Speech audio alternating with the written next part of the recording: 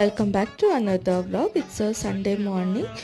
ಬ್ರೇಕ್ಫಾಸ್ಟ್ಗೆ ಅಂತ ನಾನಿಲ್ಲಿ ವೆಜ್ ಪಲಾವನ್ನ ಮಾಡ್ಕೊಂಡಿದ್ದೆ. ತುಂಬಾ ಚೆನ್ನಾಗಿ ಬಂದಿತ್ತು. ಬ್ರೇಕ್ಫಾಸ್ಟ್ ಎಲ್ಲ ಮುಗಿಸಿ ಮನೆ ಕೆಲಸಗಳೆಲ್ಲ ಮುಗಿಸ್ಕೊಂಡು ನಾನು ಪಾಪು ಹಸ್ಬೆಂಡ್ ಅಮ್ಮನ ಮನೆಗೆ ಅಂತ ಹೋಗ್ತಾ ಇದ್ದೀವಿ. ಅಮ್ಮನ ಮನೆಗೆ ಹೋಗೋಷ್ಟರಲ್ಲಿ ನಮ್ಮ ಪಪ್ಪ ಇವಾಗ ಮಾವಿನಕಾಯಿ ಸೀಸನ್ ಅಲ್ವಾ, ಸ್ಪೈಸಿ ಮಾವಿನಕಾಯಿ ಚಟ್ನಿ ಮಾಡಿದ್ರು. ತುಂಬಾ ಚೆನ್ನಾಗಿತ್ತು. ಗಂಜಿ ಜೊತೆಗಂತೂ ಹೇಳೋದೇ ಬೇಡ, ಅಷ್ಟೊಂದು ಚೆನ್ನಾಗಿರುತ್ತೆ. ಒನ್ ಆಫ್ ಮೈ ಫೇವ್ರೆಟ್ ಅಂತ ಕೂಡ ಹೇಳ್ಬೋದು. ಇನ್ನು ಊಟ ಎಲ್ಲ ಮುಗಿಸ್ಕೊಂಡು ಸಣ್ಣದೊಂದು ನಿದ್ದೆ ಕೂಡ ಮಾಡಿದ್ದಾಯಿತು. ಅಷ್ಟರಲ್ಲಿ ಹೊರಗಡೆ ತುಂಬ ಮಳೆ ಬರ್ತಾ ಇತ್ತು. ಮಳೆಗೆ ಬಿಸಿ ಬಿಸಿ ಕಾಫಿ ಜೊತೆಗೆ ಸ್ನ್ಯಾಕ್ಸ್ ಕೂಡ ಇತ್ತು. ಸಂಜೆ ಚೆನ್ನಾಗಿತ್ತು.